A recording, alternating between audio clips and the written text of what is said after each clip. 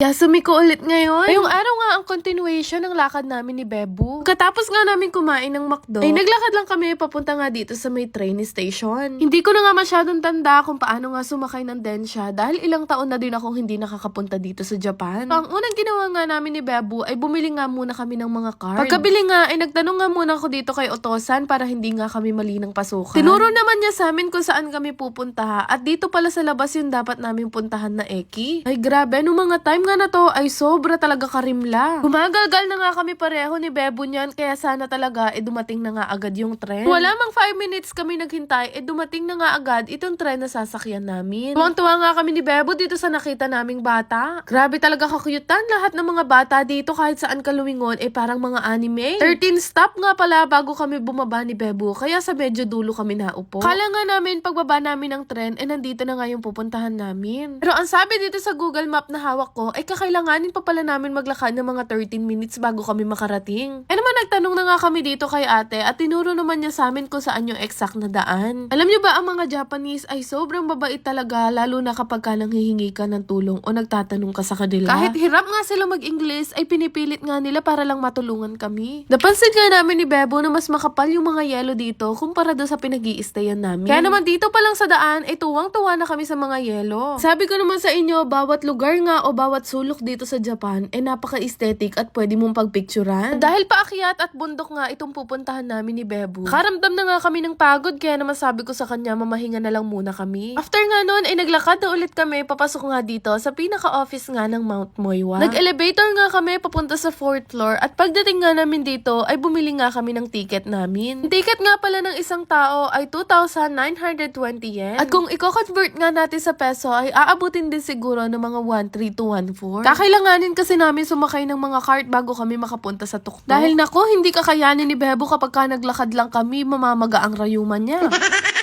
Akala ko nga ay sobrang tagal nga nitong magiging biyahe namin. Pero sabi nga nila ay aabutin lang daw ng 5 minutes. Dito pa nga lang sa taas ay kitang-kita mo na nga kung gaano kaganda yung tanawin dahil lahat ay kulay puti. Pagbaba nga namin ay sabi sa amin, didiretso pa daw kami sa isang cart bago kami makarating sa pinakatuktok ng bundok. Pero this time, yung cart nga na sasakyan namin ay medyo maliit kaysa doon sa sinakyan namin kanina. Pag nakasakay nga kami dito sa cable, sabi ko nga kay Bebo, sana sa susunod na taon ay kasama na namin yung madala din namin yung pamilya namin dito. Pagbaba nga namin ng cable ay grabe, bumungad nga sa amin ang napakagandang tanawin. Tuwang-tuwa kami pareho ni Bebo dahil kahit saan nga kami lumingon ay nababalutan kami ng yelo. Dahil si Bebo kasi first time lang niya makaka-experience ng snow. Sobrang sarap pagmasdan ng mga yelo at napakasarap maglaro dito kaya naman nag-dive na nga ako. At dahil nandito na nga kami ni Bebo ay pinaupo ko na nga siya dito sa tabi ko at naligo na nga kami pareho. Ang saya nga namin pareho ng mga time na yan at wala na kaming ibang ginawa kundi magbatuhan at maglaro dito sa yelo. Bago ang lahat, nakalimutan ko palang banggitin na ngayong araw pala ay 4th year anniversary namin ni Bebo. Nung nakaraang taon nga ay nagpunta kami sa Thailand at ngayon naman ay nandito nga kami sa Japan. Never namin inimagine na mangyayari yung mga ganitong bagay sa amin. Pero malay nyo naman, dito na rin siya mag-propose sa akin.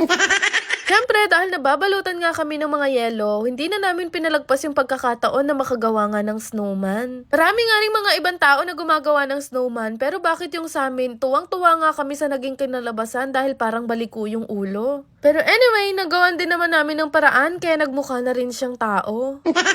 Dahil sobrang nag-enjoy nga kami sa mga yelo, hindi na nga namin napansin yung oras. Ginabi na nga kaming dalawa dito sa baba at halos kaming dalawa na nga lang ang tao. Pero hindi namin alam na napakaganda pala ng view dito kapag kagabi. Kaya pala napansin namin dalawa ni Bebo na kapag kapagabi na, padami ng padami ang tao. Dahil ito palang observation deck nila ang pinupuntahan nila dito sa taas. Hindi namin alam na ito pala ang pinuntahan nila Kong at V. Kaya naman pumila din kami at nagpa-picture nga kami at nakakatuwa nga yung Amerikano na nag-video sa amin. Ginabi na nga kami dito at babalitaan ko pa nga kayo bukas kung saan pa kami pupunta ni Bebo. Yun lang naman. Salamat! Bago nyo i-skip tong video, gusto ko lang ipakita sa inyo itong nilalaro kong Aurora game. Para mag-register, ilagay nyo lang ang inyong mga phone number, gumawa ng sariling password at i-confirm. Ganun lang kadali, meron na nga kayong account dito sa Aurora game at napakadami nyong pwedeng pagpili ang laro dito. Pero syempre, bago ang lahat, kakailanganin nyo muna mag-cash in. Sobrang dali lang naman mag-cash in guys, sundin nyo lang lahat ng instruction nila and after that, pwede na nga kayong maglaro. Madalas ko nga laruin dito itong Dragon and Tiger na sobrang dali lang din manalo. Bebet ka lang naman dyan kung magkano yung gusto mong i-bet alphabet, tapos meron din silang color game gaya nito. For sure naman, alam niyo na kung ano yung mechanics nito, kagaya lang din sa perya, pero dito, syempre, hindi mo nakakailanganin lumabas. Easy play, easy win nga lang dito sa Aurora Game, kaya subukan nyo na ring laruin. Pero paalala lang, ang Aurora Game po ay para lamang sa mga matatanda at hindi ko po inire-recommend sa mga bata. Kaya mag-download na kayo gamit ang link na makikita nyo sa comment section.